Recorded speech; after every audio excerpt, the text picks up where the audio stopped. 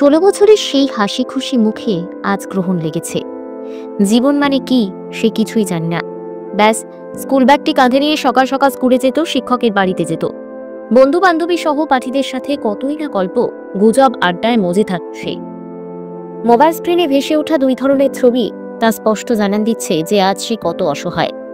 সে হয়তোবা মনে মনে ভাবছে, আমি কি সুস্থ হয়ে যাব, নাকি আমি মারা যাব?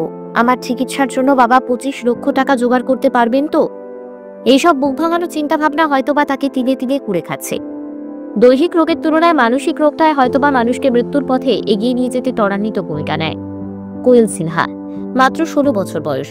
কৈলাসহর চণ্ডীপুর ব্লকের ফুলতলি গ্রাম পঞ্চায়েতের বাসিন্দা কৃষ্ণকান্ত সিনহার একমাত্র মেয়ে এই কোয়েল, ক্লাস 10 ছাত্রী। ত্রিপুরা মধ্যশিক্ষা পর্ষদ চালিত মাধ্যমিক পরীক্ষায় চলতি বছরের মার্চ মাসের পরীক্ষার্থী সে।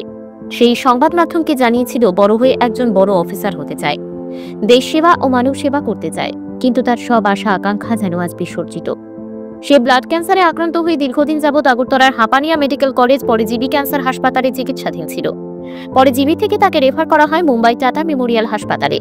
গত ডিসেম্বর মাসের 2 তারিখ থেকে সে ওই হাসপাতালে চিকিৎসাধীন রয়েছে। প্রতিনিয়তই রক্ত সহ ব্লাড প্ল্যাটিলেটস দিতে হচ্ছে তার দেহে। বেঁচে থাকতে রক্তের প্রয়োজন, অথচ তার দেহের রক্ত জল হয়ে যাচ্ছে। তার বাবা টিএসআর বাহিনীর একজন ড্রাইভার।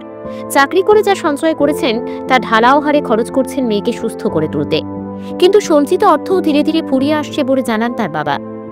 মেয়েকে নতুন জীবনদান দিতে ব্যাংক থেকে লোন নেবেন বলে জানান তিনি, কিন্তু ব্যাংক তার সরকারি চাকরির উপর বড়জোর 10 লক্ষ টাকা লোন বাবদ দেবে।